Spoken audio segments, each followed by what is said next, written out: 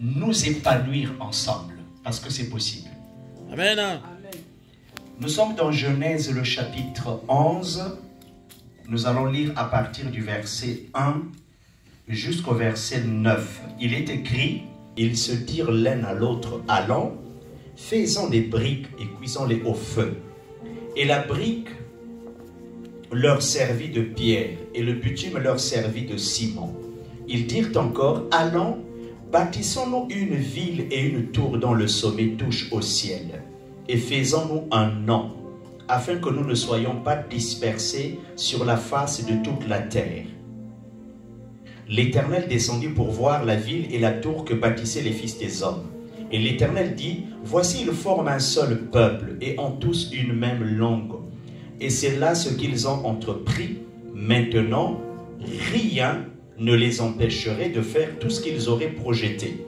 Allons, descendons, et là confondons leur langage, afin qu'ils n'entendent plus la langue les uns des autres. Et l'Éternel les dispersa loin de là sur la face de toute la terre, et ils cessèrent de bâtir la ville. C'est pourquoi on l'appela du nom de Babel, car c'est là que l'Éternel confondit le langage de toute la terre, et c'est de là que l'Éternel les dispersa sur la face de toute la terre. Parole du Seigneur. Amen. Veuillez vous asseoir s'il vous plaît. Père, au nom de Jésus, nous voulons prier comme le jeune Samuel qui disait, parle, ton serviteur écoute. J'aimerais recommander chacune de nos vies, chaque bien-aimé ici présent. Donne-nous, Seigneur, d'être nourris par toi. La Bible dit, l'homme ne vivra pas de pain seulement, mais de toute parole qui sort de la bouche de Dieu. Ce soir, nous avons besoin de ta parole pour être édifiés. Pour ta seule gloire, nous avons prié. Amen. Amen. Je disais tout à l'heure, je voudrais apporter une exhortation intitulée « S'épanouir ensemble dans l'Église ». Se développer ensemble, croître ensemble, arriver à être heureux, prospère dans l'Église, mais ensemble. La Bible est faite de beaucoup de récits, beaucoup d'histoires qui nous permettent de recevoir un certain nombre d'enseignements. Et Genèse chapitre 11, c'est l'un des chapitres dans la Bible, particulièrement dans l'Ancien Testament, que je trouve, je dirais peut-être pas étrange, mais quelque chose qui s'est passé, qui a mis Dieu dans un état que moi je trouve étrange. Avant que je n'aille dans le vif du sujet, des hommes s'étaient mis ensemble pour entreprendre une œuvre, pour construire ce qu'on appelle ici la tour de Babel. Je me suis toujours posé la question, comment ils se sont organisés? Quand je vais d'une ville à une autre ici en France, je vois des travaux de construction en hauteur, et vous voyez ce qu'on utilise comme engin pour bâtir, pour faire monter des bétons à une altitude très élevée.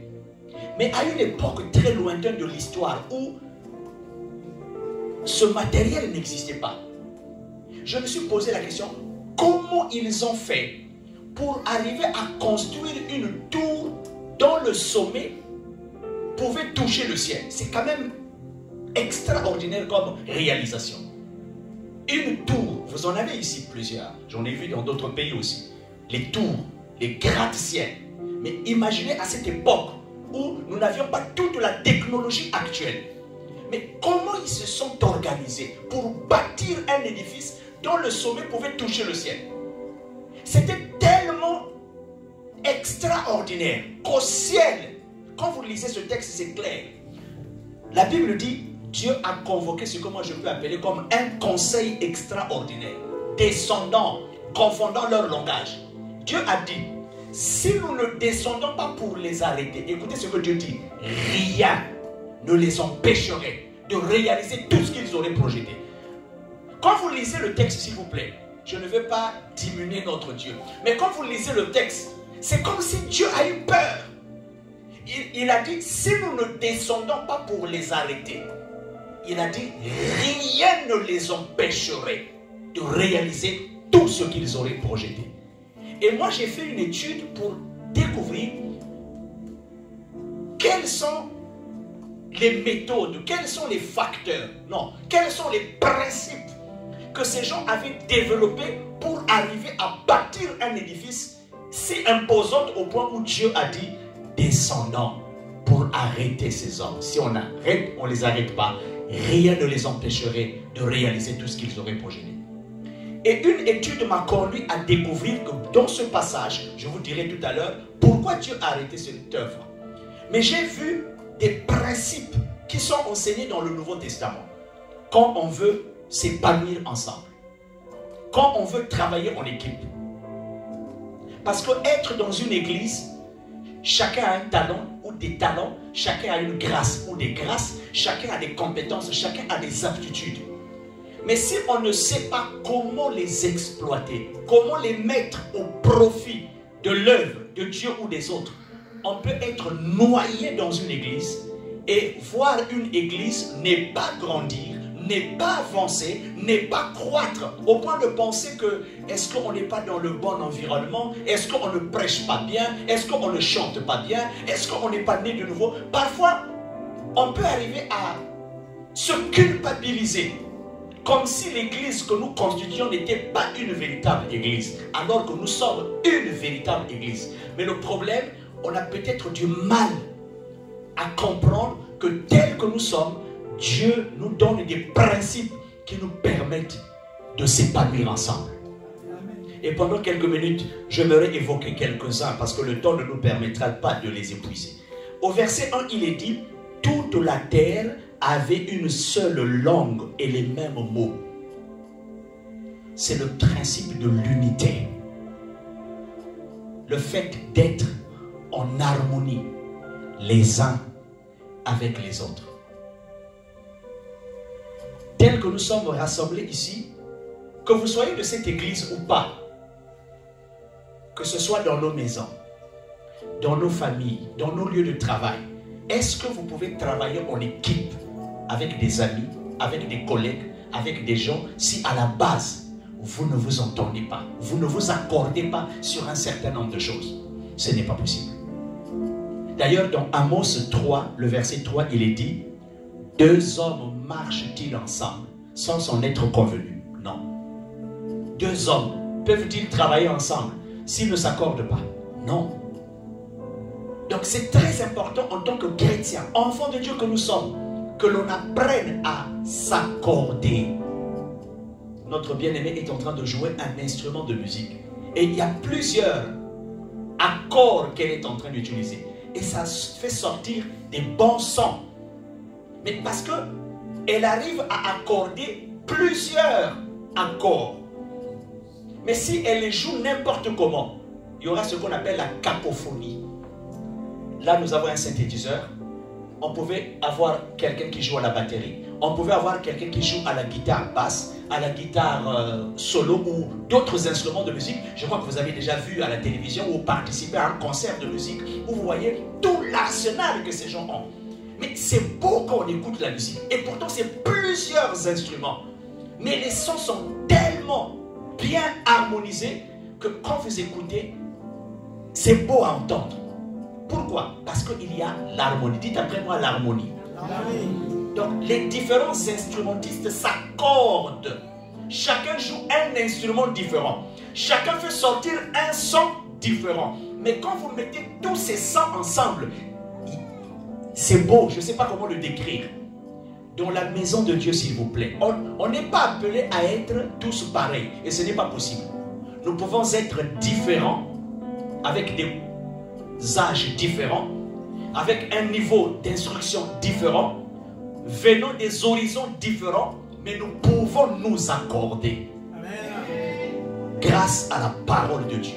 Donc l'un des principes importants, c'est l'unité. Qu'on apprenne à être d'accord, à s'accorder Pourquoi? Parce que tous on est enfants de Dieu.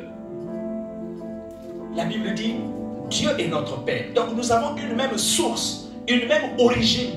Et à cause de cela, je dois regarder chacun d'entre vous comme étant un frère, comme étant une sœur dans le Seigneur. Si déjà nous comprenons ces quelques éléments importants, pourquoi je veux envier mon frère? Pourquoi je vais détester ma sœur? Pourquoi je veux mépriser quelqu'un dans l'assemblée? Puisque je considère que tous, on est enfants de Dieu. Et donc, le travail que nous sommes appelés à faire, le culte que nous devons rendre, si cette église a des projets ou une vision, facilement, nous pouvons nous asseoir et travailler comme il se doit, parce qu'à la base, nous développons l'unité. Et ceux qui nous observent vont être étonnés. Qu'est-ce qui fait la force? D'ailleurs, aujourd'hui, vous le savez, on le dit souvent, l'union fait la force. Mais nous, on connaît ce principe dans la parole de Dieu. Jésus a enseigné, même quand il parle de la prière, il dit, si deux d'entre vous s'accordent sur la terre pour demander quoi que ce soit, il dit, il suffit que deux personnes s'accordent, elles peuvent réaliser des choses étonnantes. Amen. Donc l'un des premiers principes, c'est l'unité. Développons cette unité dans la maison de Dieu. Je sais que parfois ce n'est pas facile, parce que nous avons chacun son tempérament, chacun a ses habitudes, chacun a sa façon de voir les choses. Peut-être que ma façon de voir peut ou ne pas plaire à mon frère. Sa façon aussi de faire peut ou ne pas me plaire. Mais si nous comprenons que nous travaillons pour le même Dieu, c'est comme dans un couple, on parle en termes de faire des concessions. C'est-à-dire que ça ne sert pas qu'on se mette à discuter pour des choses folles et inutiles. Je dois m'efforcer de m'accorder. Parce que si on ne s'accorde pas, l'œuvre ne va pas avancer. Voilà pourquoi vous allez remarquer, on peut être une église 1 an, 2 ans, 3 ans, 4 ans, 5 ans. Les années passent, mais l'église n'avance pas. L'église ne grandit pas. L'église ne se développe pas. Pourquoi? Mais parce qu'on n'arrive pas à s'accorder. Alors que c'est très simple. C'est l'un des premiers points importants. Est-ce qu'on peut dire Amen? Amen. Deuxième élément.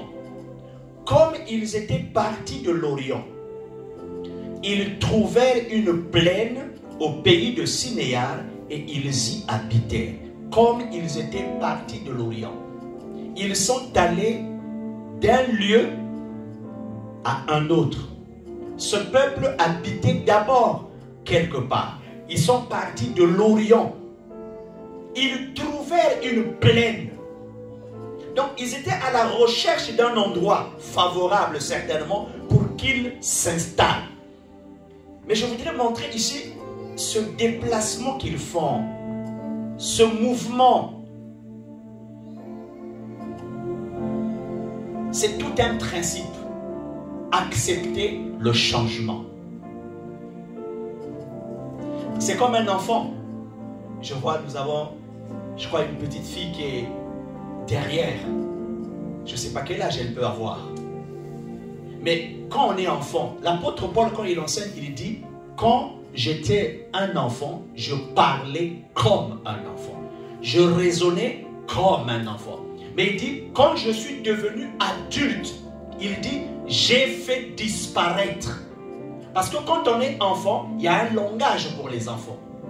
Il y a un comportement que les enfants peuvent adopter. Si on avait des petits enfants ici, par exemple, disons d'1 an ou de 1 an et demi ou 2 ans, quelquefois pendant que je prêche, un enfant peut courir ici. Il ne comprend pas trop ce qui se passe.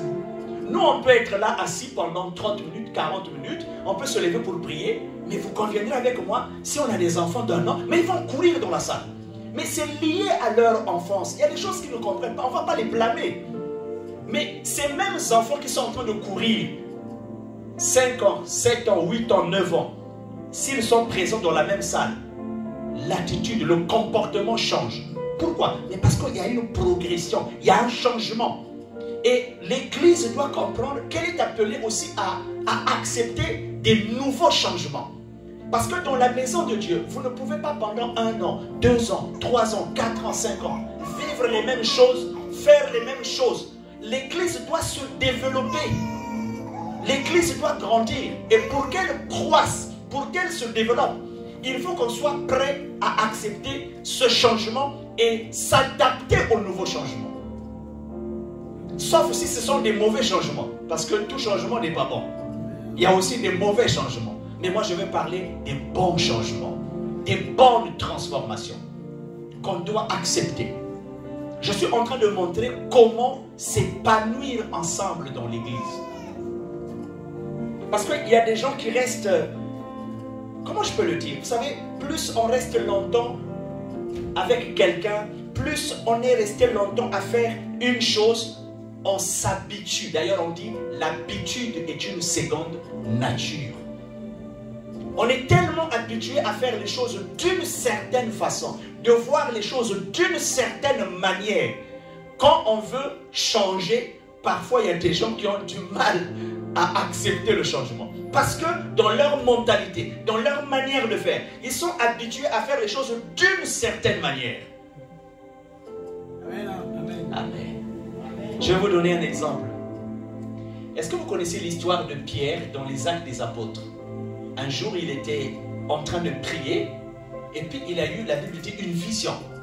Et dans cette vision, Dieu lui a montré beaucoup de choses, des reptiles, d'animaux, beaucoup de choses, mais vraiment un mélange bizarre. Et la voix lui dit, tue et mange. Pierre, c'est un juif. Et vous savez, sous l'ancienne alliance, on faisait la différence entre les animaux purs et les animaux impurs. Mais là, dans ce tableau, il y a comme un mélange. Et la voix lui dit, tue et mange. Pierre dit, non, c'est pas possible. Parce que, étant juif, par rapport à sa culture, ce n'est pas possible de manger ce qu'il voyait. Il y avait des choses impures. Mais en réalité, ce n'était pas vraiment des choses à manger en tant que tel. Dieu était en train de préparer Pierre à quelque chose qui allait arriver. Quand il est sorti de cette vision, quelqu'un a frappé à la porte. Et on lui donne le message pour qu'il aille chez les païens. Parce que quelqu'un avait été visité par Dieu. Et le Seigneur avait envoyé un messager appeler Pierre pour qu'il aille prêcher. Et il arrive, c'était chez qui? Chez Corneille. Corneille n'était pas un juif. Quand Pierre arrive, il partage la parole de Dieu. D'abord, Corneille lui explique la vision. Et pendant que Pierre était en train de parler, de prêcher, la Bible dit, le Saint-Esprit descendu, comme au jour de la Pentecôte. Et tous ceux qui étaient présents furent baptisés dans le Saint-Esprit. Finalement, la vision que Pierre avait vue, des animaux qu'il voyait, où la voix lui disait tue et mange, ce n'étaient pas des animaux à manger. Mais le Seigneur voulait lui montrer que le temps est venu, où le message que Jésus est venu apporter, qui était d'abord destiné aux Juifs, mais Dieu qui ne fait pas de distinction, avait décidé que ce message soit entendu par les païens. Mais vous voyez comment Pierre voulait rester dans une certaine logique des choses. Mais le Seigneur lui dit, ce que moi j'ai déclaré pur, toi ne le déclares pas impur. Être prêt pour le changement. L'église est appelée à grandir. L'église est appelée à s'organiser. Parce que dans l'église, on peut parler en termes d'organisation, de structurer l'église. Et si vous parlez de l'organisation de l'église, que ce soit sur le plan spirituel, sur le plan administratif, sur le plan, comment dirais-je, logistique, il y a des choses qu'on peut faire aujourd'hui, parfois qu'on ne faisait pas il y a 2 ans, il y a 3 ans, il y a 4 ans. Mais quelqu'un peut dire, mais pourquoi on veut changer les choses? Non, nous les chaises, on les met toujours ici. Pourquoi on veut les placer maintenant là? Non, nous le prêchoir là était toujours au milieu. Pourquoi on doit le déplacer? C'est des petites choses, je vous assure. Je suis pasteur d'une église et travaillant dans une communauté. J'en ai vu des églises qui parfois ont du mal à progresser. Parce qu'il y a des gens qui ont du mal à accepter le changement.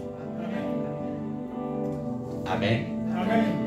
Ma prière que cette église connaisse l'épanouissement de Dieu. Amen. Et c'est pour cette raison que Dieu nous a mis. Donc le principe de changement. Comme ils étaient partis de l'Orient, ils trouvèrent une plaine au pays de Sinéar et ils y habitèrent. Ils trouvèrent ce qu'ils étaient à la recherche. Ils ont trouvé un endroit, la Bible dit, et ils y habitèrent. Le troisième principe que je voulais enseigner, c'est le principe de la stabilité. Dites après moi, la stabilité. La stabilité. S'il vous plaît, pour que dans l'église, nous puissions grandir, s'épanouir, nous avons besoin d'être stables. quelque chose qui est stable. Regardez ce pressoir.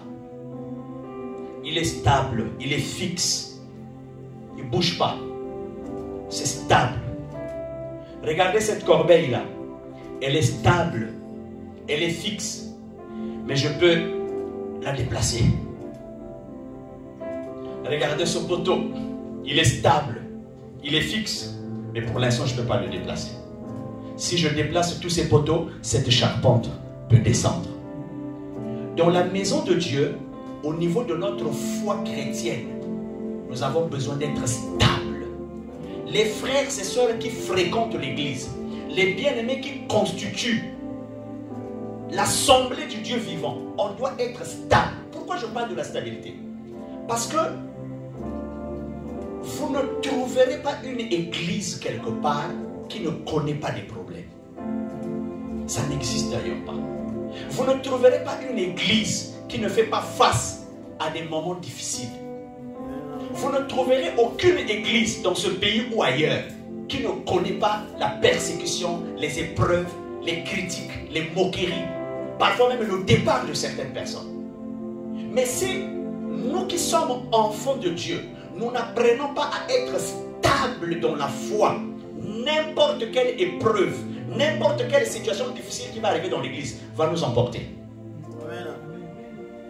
Et voilà pourquoi aujourd'hui nous avons des gens parfois qui manquent de stabilité. C'est choquant à entendre ou à dire.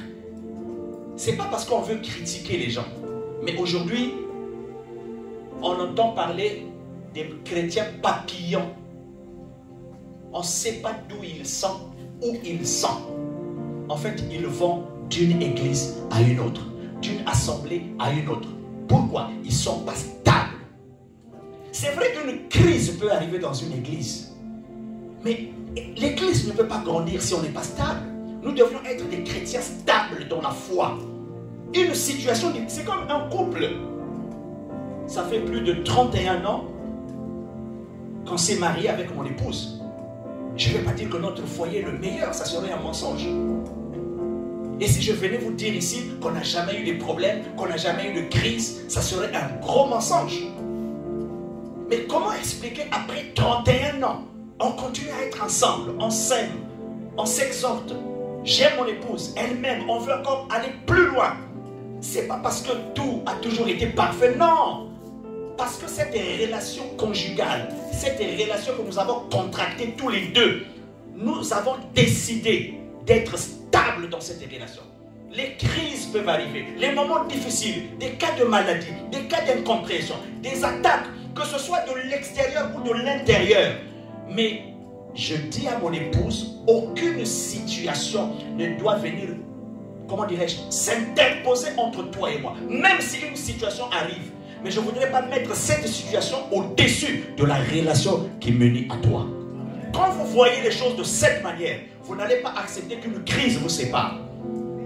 Parce que la relation que nous avons est beaucoup plus importante que tout problème qu'on peut avoir.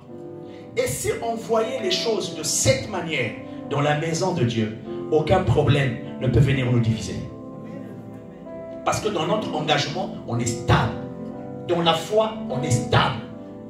Dans nos relations entre frères et sœurs, on est aussi stable. C'est-à-dire qu'on ne permet pas à une situation quelconque de nous refroidir. L'ennemi vient pour nous refroidir. Vous ne pouvez pas grandir dans le Seigneur, chanter, prêcher, servir Dieu et que le diable vous laisse comme ça. Non!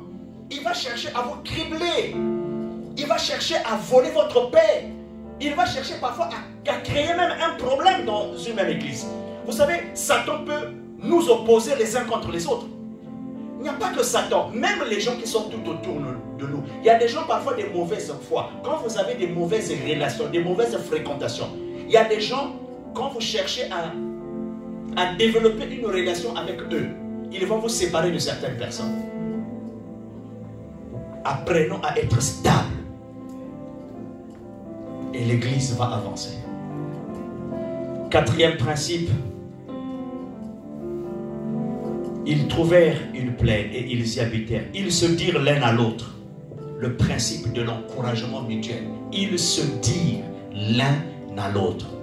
L'église, pour que nous puissions connaître l'épanouissement, on doit développer ce que j'appelle le principe de l'encouragement mutuel. Tout le monde dans l'église a besoin d'être encouragé. Tout le monde a besoin d'être fortifié. Tout le monde a besoin d'être conseillé. Tout le monde a besoin d'être consolé. On n'est pas fort tous les jours. On n'est pas toujours au top tous les jours. Même moi qui vous prêche, je peux être fort aujourd'hui et demain être faible. Je peux avoir un travail aujourd'hui et demain le perdre. Je peux être en bonne santé aujourd'hui et tomber malade demain. Donc on a besoin de ce que j'appelle l'encouragement comment? Mutuel. Nous devions apprendre à nous encourager. Vous savez, nous formons maintenant une famille. Vous n'avez pas vu votre frère chercher à savoir pourquoi il n'est pas venu. Vous avez appris que quelqu'un est malade. Est-ce qu'on peut lui rendre visite? Est-ce qu'on doit prendre ses nouvelles? Est-ce qu'on doit le téléphoner? Quelqu'un parmi vous passe des moments difficiles. Fortifiez-le. Ne soyons pas comme des étrangers.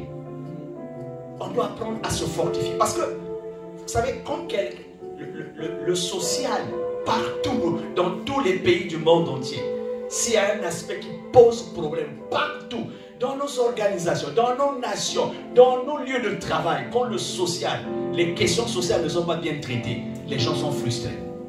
Mais pas les moindres, pas les petits enfants, mais c'est des grandes personnes. Donc c'est pour vous dire que dans la maison de Dieu, on a besoin qu'on se fortifie. Parce que la meilleure consolation, s'il vous plaît, c'est auprès de Dieu, mais Dieu nous met ensemble pour qu'on devienne fort. Or aujourd'hui, parfois, on est dans une église. Vous pouvez être là 2 mois, 3 mois, 4 mois, 5 mois, mais vous êtes comme un étranger. C'est comme si les gens ne s'intéressent pas à vous. Personne ne s'approche de vous. Personne ne cherche à savoir qu'est-ce que vous faites, en quoi on peut vous être utile. C'est des choses qu'on ne dit pas aujourd'hui dans la maison de Dieu. Mais c'est beau. Imaginez que vous venez dans une église, quelqu'un que vous ne connaissez pas. En quoi je peux vous être utile? Être utile, ce n'est pas seulement de l'argent du matin. Parce que souvent, quand on parle de l'encouragement mutuel, les gens pensent automatiquement à l'argent. Non, l'encouragement, ce n'est pas seulement l'argent. Imaginez un frère, une soeur ici, je donne un exemple, qui est hospitalisé. Quelqu'un qui se trouve à l'hôpital. Si tu as de l'argent, bon, tant mieux. Mais une personne alitée à la maison ou qui se trouve à l'hôpital, le fait qu'il voit les frères et sœurs venir lui rendre visite, il dit, tiens, je pensais être seul. Quelqu'un peut ou n'est pas, vous n'avez jamais vu des gens, malgré l'argent, la personne est morte. Donc l'assistance, ce n'est pas seulement l'argent, même la présence physique, même la parole, même le sourire. Et ça, dans l'église, s'il vous plaît, on en a besoin. On en a besoin. L'encouragement mutuel. Vous voyez des frères qui arrivent, accueillez-le. Mon frère, comment vas-tu? Parce que vous savez, pourquoi l'encouragement, on ne le développe pas dans nos églises? Parce que je comprends, quand on arrive nouvellement, on est un peu réservé. Je ne peux pas quand même m'ouvrir à n'importe qui, à des gens que je ne connais pas. Donc je peux comprendre, 1, 2, 3 mois parfois, tu viens dans une église, mais tu es comme réservé. Mais tu ne vas pas rester dans cette attitude pendant longtemps. Il faut s'ouvrir. Il faut que les autres te connaissent. Qui es-tu? Travailleur, étudiant, élève, chômeur, chercheur d'emploi, célibataire, marié. Il y a des gens qui disent non, je viens à l'église. Il ne faut pas que les gens se mêlent de ma vie secrète. Mais quelle vie secrète vous avez? Vous êtes un frère, vous êtes une sœur. Quoi? Vous avez peur de quoi? Mais on doit savoir ce que vous êtes. Parce que si je dois vous être utile dans quelque chose, il faut que je sache dans quel domaine. Vous pouvez avoir un problème. Si vous n'êtes pas ouvert, si vous n'en parlez à personne, en quoi je peux vous être utile? Parce que mon apport peut être juste un conseil que je vous donne. Mon apport peut être une prière que je veux faire. Mon apport peut-être c'est vous accompagner pour faire une course. Mon apport c'est juste vous accompagner parce que vous avez du mal à vous retrouver quelque part. S'il vous plaît, on a besoin de développer cet encouragement mutuel. Je vous donne des éléments pour l'épanouissement d'ensemble. Si vous allez commencer à les appliquer, quelqu'un qui arrive ici aura du mal à vouloir partir. Parce que quand il arrive ici, il va dire, tiens, j'ai trouvé une famille. N'oubliez pas que dans le Seigneur, quelquefois, la relation spirituelle, la communion fraternelle, quand elle est bien développée, parfois même la relation sur le lien familial, la relation fraternelle dans l'église peut devenir beaucoup plus forte. Jésus pouvait dire, qui est mon père, qui est ma mère, qui est mon frère, qui est ma soeur? Ce sont ceux qui font la volonté de mon Dieu. j'aimerais vous encourager. Brisons ces barrières dans la maison de Dieu. Ne voyez pas, ne dénigrez pas les gens. Ne sous-estimez personne surtout. Parce que parfois dans l'église, aujourd'hui, on a du mal à développer. Les gens pensent que la communion fraternelle, vous savez, il y a des églises, si vous avez un bon statut, vous avez des moyens, alors là les gens s'approchent de vous. Là les gens vous respectent. Tout le monde veut vous dire, vous êtes un frère, vous êtes une sœur. Parce qu'on voit le statut, on voit le rang, on sait qu'il travaille, il a des moyens, il peut apporter quelque chose. Mais la communion, l'encouragement dans l'église ne dépend pas des moyens. Que quelqu'un travaille ou pas, il a besoin de notre encouragement. Que quelqu'un soit malade ou pas, il a besoin. Prenez le numéro de téléphone. Pas pour déranger les gens, s'il vous plaît. On devrait prendre les numéros de téléphone de nos frères et sœurs. Pas pour les appeler à n'importe quelle heure. Mais c'est dans le sens que c'est un frère, c'est une sœur. Je peux lui téléphoner pour lui dire bonjour. Voilà, on a eu culte, je ne t'ai pas vu. Qu'est-ce qui s'est passé? Est-ce que tu es malade? Est-ce que ça va? Il y a un problème. C'est beau quand vous êtes entouré par cette chaleur spirituelle. Et vous comprenez qu'il y a des gens qui se soucient de vous, qui s'intéressent à vous. Vous savez, on est dans un environnement aujourd'hui, plus le monde se développe, plus les gens s'isolent. C'est terrible. Parfois, vous travaillez avec des gens, mais vous vous sentez seul. Il y a des gens qui vivent en famille, mais il est seul.